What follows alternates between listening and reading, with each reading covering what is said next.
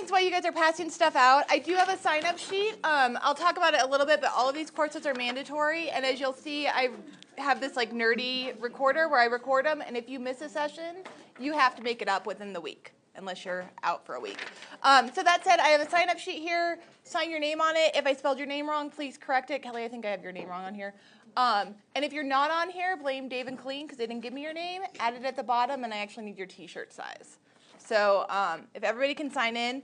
And then I will hand out our agenda for BCIU. We have dates on here, but those are, a little in flux. Like Dave said, you guys may be doing some off-site meetings, and I won't be there. And so we can change stuff as need be. So what is BCIU? We'll start with that. BCIU stands for Ballantine Communications, Inc. University. And what it is it started out in the newsroom as a series of training programs to just kind of make sure that we're all on the same page, all have the same basic background, record the information, learn a little bit about the department we don't know anything about, and just kind of move forward. The biggest part of BCIU is that even though your supervisors are in here, this is a completely free zone. There is no question too dumb. There is no judgment. Anything you want to know, anything you want to say, this is a free zone. We are all here to learn. This series is actually going to be really interesting because I'm going to learn a lot about what you guys do during this. I'll be your litmus test for dumb. Okay, I like that. So as you can see on your sheet, each session has a different topic that we'll go over and learn. Please ask questions as they come to mind. And again, it's just kind of a learning session across the board. So with that, we will start. So the first session that we are doing in advertising is how the newspapers are put together and just kind of what the different roles are in the newsroom, because I think you guys probably don't really know how that works. And if you do, then it's review. Probably you, because you've been here quite a while. But just bear with me. And then, that's the other thing is none of us are a complete expert. So for those of you that, have more knowledge about this maybe than I do or different topics, please feel free to chime in. I am not, the be-all, end-all expert on anything. I'm not chiming in. So I'm going to talk about the Herald, but the Herald, the Journal, and Pine River are all kind of set up similarly. So what we have within the organization is we have a main editor. So here at the Herald, that's Amy Maestas. And then we have the desk editors, who are the folks that sit kind of over by Amy and I. And then we have our reporters, copy editors, designers, and photographers. And then we have our news assistants. So those are pretty much all of the roles within the newsroom. This is a little chart of kind of who does what and how we break down. So we have Amy, who's our senior editor. Sue McMillan is our city editor, and all of the reporters and the editorial assistant report to her. Mark Borgard is our news editor, and then all of the copy editors report to him.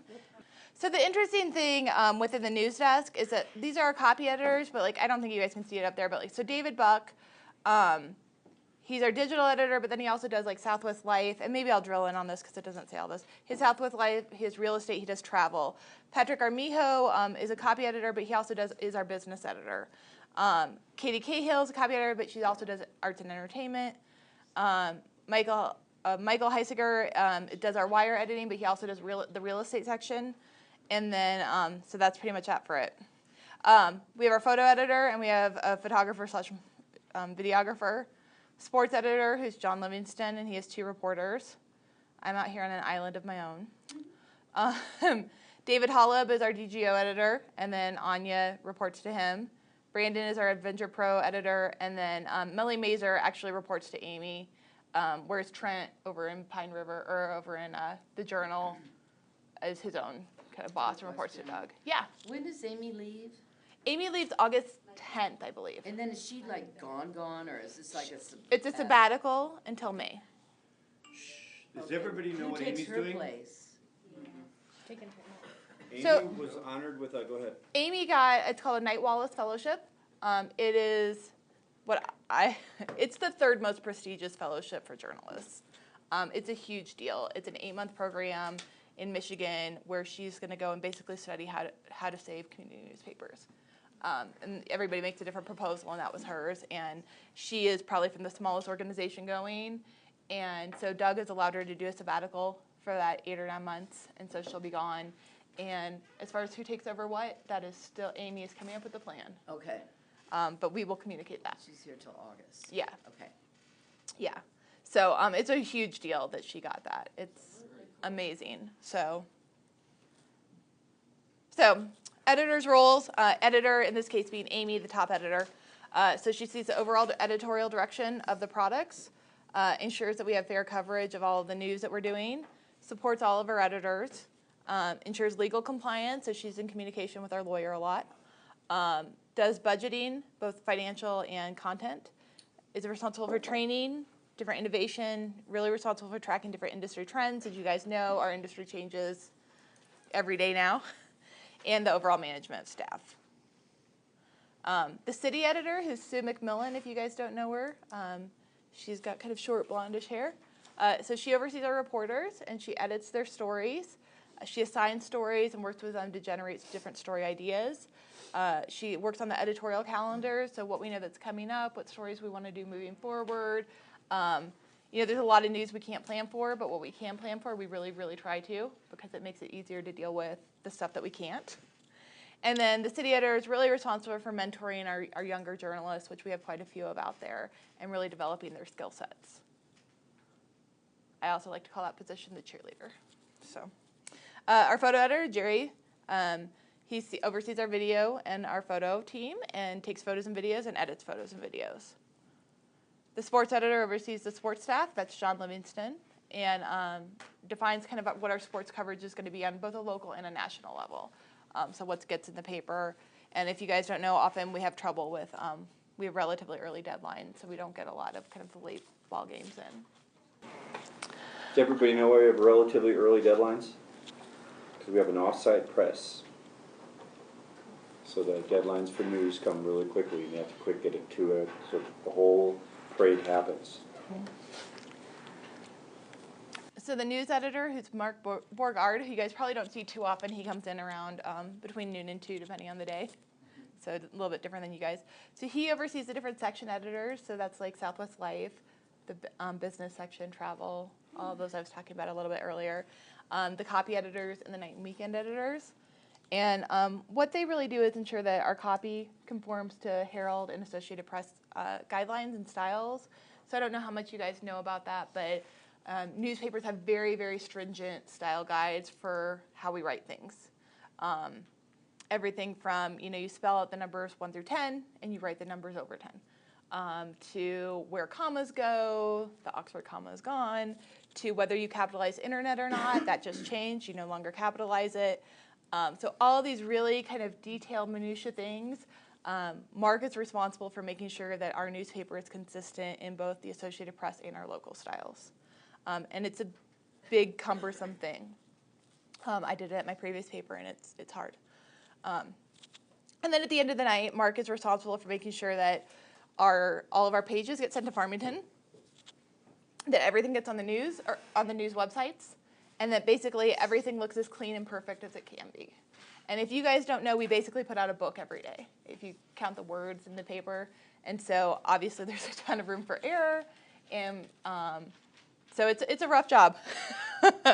So the reporting team, which we have 6 reporters, they cover what we call beats, and that's the sections that they cover. So the different beats that we have over in news are city government, county government, environment, health, education, business, real estate, features, which includes food, arts and entertainment, Southwest Life, green living, et cetera, cops and courts, and then legislature and politics. And if you guys don't know, Dave was talking earlier about how did you say it? We're a small paper with... That acts like a big one. That acts like a big one. To that point, we're one of the few papers left that have a reporter in Denver who covers legislature, who covers news. His name's Peter Marcus. He's a full-time employee based in Denver for us. And it's pretty rare and it's pretty awesome that we have that person to really localize these state stories. And so we have, our depth in legislature and political coverage for the state is much deeper than any other paper our size. In fact, any paper probably 2 or 3 times our size, because we have Peter, which is really rad. He's not here very often. I've met him once in the 7 months I've been here. So the reporters also, cover meetings. And then they have, what we call enterprise, which if you're not familiar with that term, it's generating stories based on trends. So whether it's looking at data and the fact that, you're getting the arrest report every day and you see that half of all arrests are Hispanics, and then you dive into, is there racial profile in our police force, to, I think it's the Southern Ute language is dying out. We're working on a project on that. So really studying the community and looking for trends and finding these enterprise stories, which are deeper looks at what's going on in our community.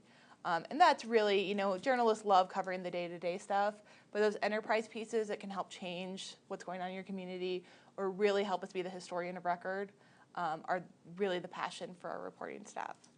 And then reporters also cultivate sources. They meet regularly with them. It's not like a lot of people in the community think that people call us and say, hey, this is going on, cover it. Hey, there's this story. No, we have to go out there and we call it working the beat, just like kind of cops do. And just really work our sources, keep in contact with people, follow trends on social media, just really work hard to figure out what's going on in the community and keep on top of that. And then they obviously write stories and they take photos and do video as needed. It's, gone are the days of the one-dimensional journalist who just goes out and writes a story for the paper the next day. Most reporters will file 3 versions of their stories minimum because we get something up online immediately when we have more information and then the final version. So it's a different world than it used to be when I got in, for sure. Did she tell you there's a quiz at the end? But I read it. I didn't. Just saying. Active listeners. So the process of making news, and we do call it making news or making pictures because we work really hard to make sure what we want to cover happens or what we cover happens. So a reporter or the editor identifies the story. The reporter goes and reports and writes it. We get a photographer involved as soon as we can so that they can go shoot video, stills, whatever we need. Once the story's written, the city editor, Sue, does an edit and provides feedback. So if we were working together, I'd say, hey, this doesn't work, this does work, do you have information about this? You would go and fix it, or we'd communicate and just really work back and forth to have a great story. That night editor does a second edit, looking at content, but also really looking at style, like I was talking about that AP style. Copy editor does another copy edit, looking at style, grammar, and fact checking. And then we write headlines, and we write different headlines for print and online, because for online we want search engine optimized headlines. And we also have more space. So for print news, the story is then designed on a page. And that used to literally be designed on a page, but now it's, of course, all digital. And then the story is published on the website. The page is proofed. And then what that means is we print up the page, we read it, we mark it up, and then we go make the changes. And then the page is sent to the printer as a PDF down in Farmington. So I've got at least 5 questions. Have everybody written any down yet, so I don't feel stupid and ask a bunch? Come on, guys, join the game, will we? Listen, I know there's so much that comes into play when you're talking with people, and they're curious about how things go. Here's a really common one that I'm sure all of us would love to ask. I saw all those breakouts of all those people. Mm-hmm. If someone has a question about a story, should we escalate that question to one person? Is there like one focal person or the right person? So if you don't know who the right person is, the answer is to send it to Sue McMillan, our city editor.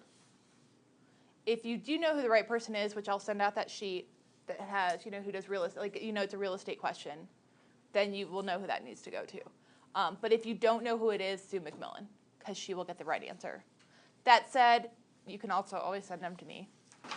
Here's another question. Do you know when writers put their name on a story versus just writing staff? So typically it depends on a couple of things. One, the length. If it's a brief, which is about 150 words or less, we don't typically put a byline on it, which is what we call the name. The other thing is if it's a press release that we really just kind of rewrite and there's no original reporting, we won't put a staff byline on it. So now that Sarah's not here anymore, I was told to continue to send stuff to her email because whoever's handling it at the time is still Mary. No, you can do that, or it's Jesse is his name. Let me look up. I forget his last name every time. Jesse Millen, Millen. For business briefs? With the same, For press same. For everything, yeah. Herald at Durango Herald still. Yeah, JMILLEN hyphen Johnson, JOHNSON. And I'll email that out to you guys, actually. Yeah, and I think you guys know getting that information to the right person makes a huge difference in the person that's calling, because it's so frustrating to get bounced around. And if they call you, they're already getting bounced somewhere because you're not the one to deal with that. So, all right, a couple quick things. Enterprise planning, which is our long-range projects. So we do that on a consistent basis. Typically, we have a centerpiece planned out for every day. We try to be 21 days out. Obviously, that changes. There's a fire. There's, the story that ran today about the quilts, we've held that about 6 days because we had other news that came up. And so we had this kind of what we call an evergreen story, a story that can go at any point in time that we can just hold and hold and hold. So like I said, we plan for what we can, and then we adapt to everything that's breaking. And that's why, journalists deal so much with change that they kind of hate change because we have to deal with it all the time. So we really like those things that we can control. So we also do daily planning. So we meet in the morning at 9:30, and then we meet in the afternoon at 2:15. The morning is looking at what we know is coming up for the day and planning out what will go online during the day. And then that 2:15 meeting is really looking at the paper the next day. Again, that can change in a heartbeat. 2:15 is really early. But typically, we have a working plan of what's going to go on which page by 2:15. Yes? So if I go home and I have my ad in A section, and Michelle said, yes, it's in A section, and then I went and now it's not there anymore in the next day's paper, might it have gotten bumped by news? Not that I've ever heard of. Not here? Yep. Okay. These are, ahead of time. So when you handle the Facebook, right? I handle the Facebook for some of the products. So do you port that from articles that are going to be live in the paper the next day, or because there's been like 7 to 10 posts, like I follow it. Mm-hmm. I'm like amazed at how much churn there is. So we churn amazing. so much content. It is amazing. It is amazing. And so we post about 10 news stories every day. And that's stories. That's not counting local briefs or the blotter, the day planner, these kind of constant things. Our centerpiece, it's not counting any of that. And so what we do is we try to post 10 updates to the website during the day. And then we try to post probably about 75% of our content on Facebook.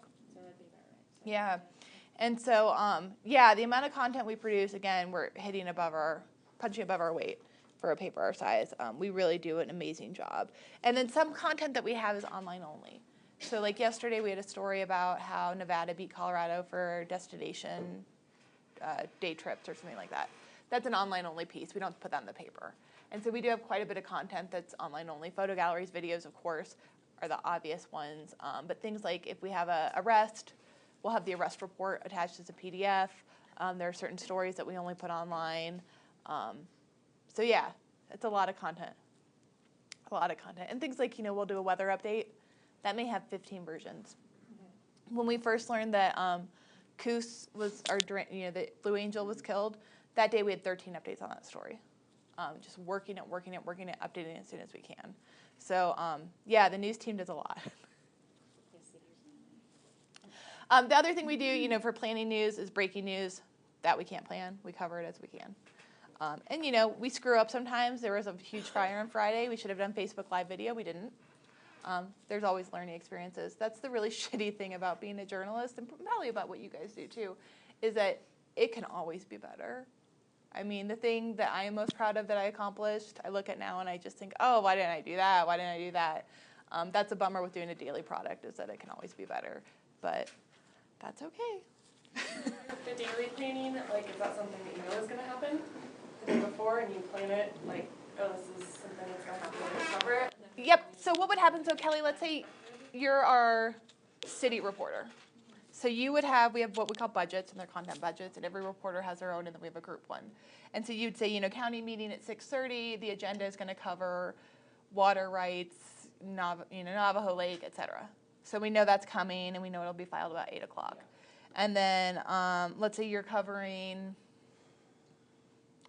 education. There's an education meeting today, and then you also have a little bright because, this middle school did a Rube Goldberg machine.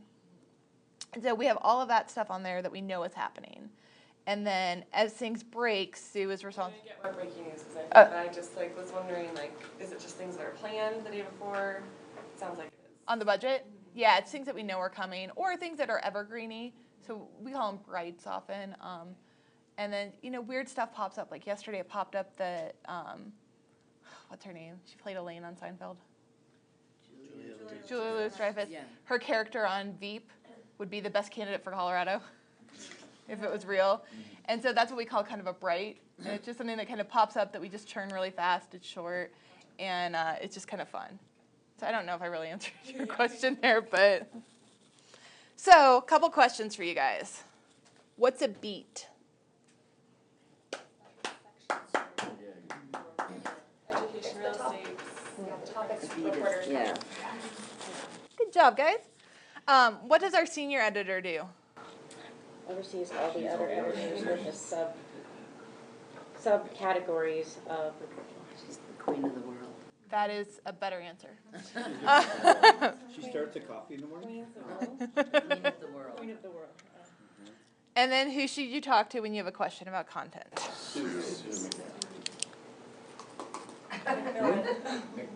McMillan. Millin. I spelled her name wrong once, and she's never going to let me forget it. It's McMillan. There's a C.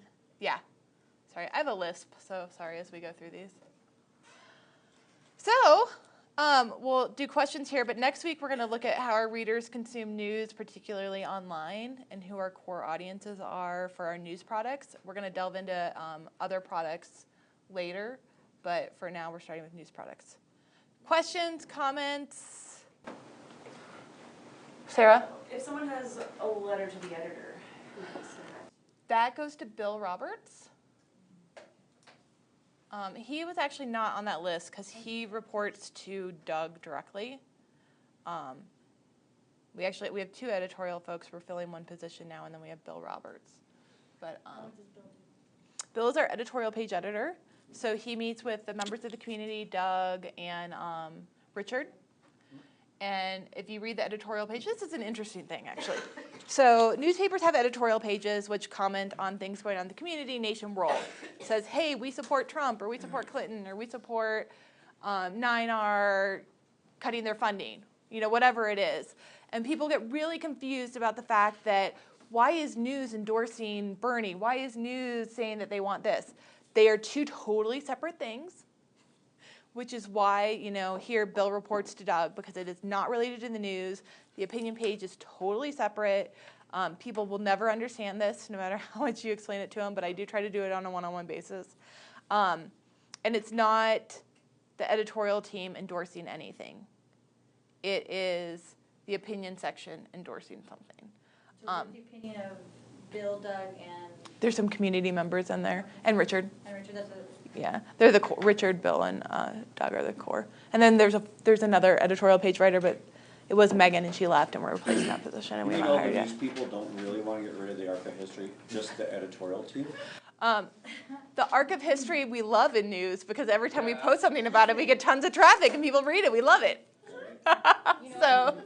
Because we did the car show this weekend. My husband printed it out and was showing it to people because there was something about Morehart Murphy you could buy. He has a Chevy too, the exact same year for $1,985. Oh, and wow. it was in the history thing. Oh, that's and he had it cool. printed out there, so when people came by, he goes, in 1966 you could buy this Chevy 2 right here for Morehart Murphy for That's $1,000. awesome. It was pretty cool. That's cool. And that's, we do a lot of little things here really well. And the West is History, the Blotter. We do a lot of things here really well. What is the percentage of original material content compared to something we pick up from AP? In the print product or online? Print. Well, you never cover anything local. It's just always canned news. In the print product, it changes depending on the day, first of all. So I would say typically about 65, 75, 25. That said, some days we have no room for wire. Wire is what we call the Associated Press content. Some days we don't have enough local news to fill. Mondays are a really weak day for us because we've used so much stuff throughout Sunday. And so Monday you'll see a lot more wire content. Also, you know, sports doesn't have a lot of stuff on Sundays or Wednesdays, so the sports sections are almost all wire on those days. Right now you're seeing the sports section in general be almost all wire because we have very little local stuff going on. The Navajo golf tournament was kind of a oddity for us to have local sports during the summer. But, you know, it's interesting. We run more wire than most places I've worked, more world and nation wire. A lot of newspapers have gotten away from that because there's so much live coverage that people, you know, if you care about what's going on in Syria, you're following it kind of live in real time and you're not looking at your paper at 7 a.m. We get a little away from that, but we do, you know, we also subscribe to not just the Associated Press, but we get Washington Post content. And Washington Post has a lot more kind of think pieces and analytical pieces, and we run those a lot. And so that's, AP's not doing that much anymore. So it's a big benefit to have those, and you'll see those in the Monday paper a lot, those Washington Post kind of think pieces that you know, go a little bit beyond the news. So we do try to run those when we have time.